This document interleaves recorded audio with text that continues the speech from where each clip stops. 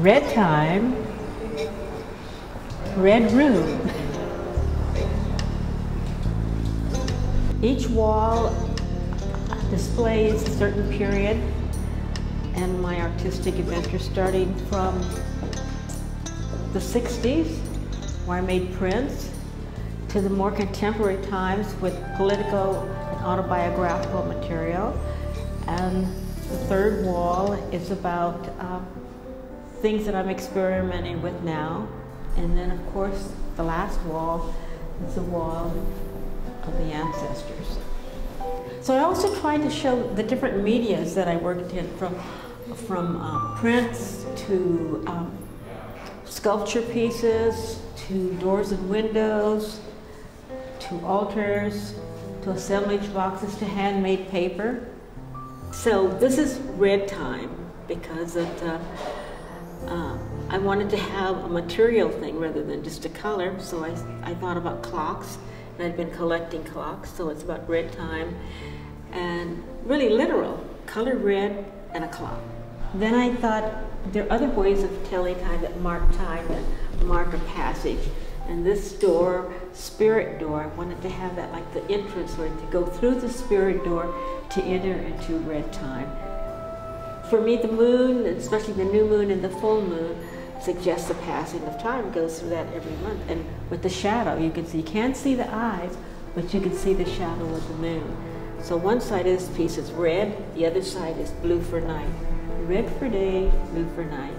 And these little things, several years ago, I started working with components of technology, and these are little wires that are on technical instruments, like inside of some TV and things like that.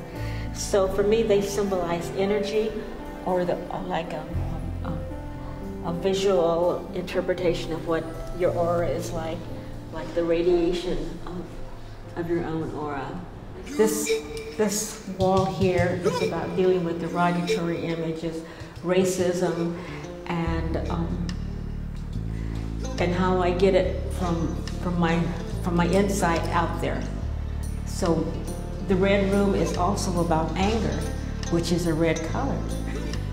The Black Revolution, which happened after the murder of Martin Luther King, and the women's movement sort of happened simultaneously. So Aunt Jemima became my warrior, my person who defined tradition and slavery. Angela Davis gave a talk at MoCA. She started it out with the black woman's liberation began with Betye Saar's liberation of Aunt Jemima. Oh boy, was that good. So that's what, this was just a figure that I started out with. That was on a little plaque, a little household plaque that I wanted to recycle instead of being a derogatory image, to give her more power. And what is more powerful than a gun? So in some cases I switched the broom into a rifle, or gave her hand grenades, like it is a piece of socket to them. I love finding ordinary objects and recycling them into art objects.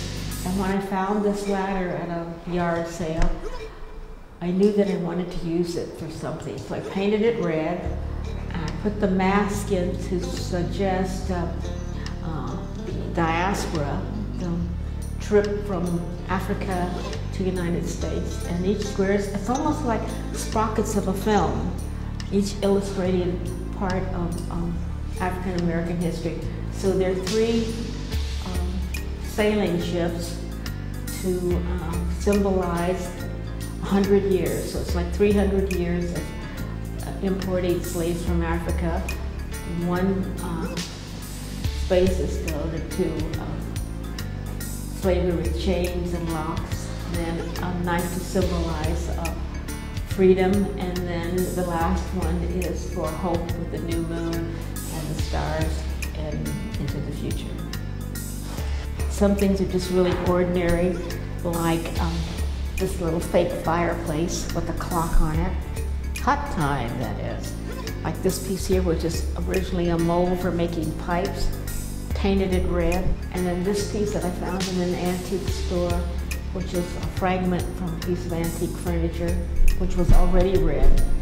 The last wall is the wall of the ancestors. I wanted this wall to be a reminder of my ancestral history, so I collected masks from many countries just to have a variety of what influenced my work. And they are painted the same red as the wall color. So they're like visible and invisible, and you only see them when you exit.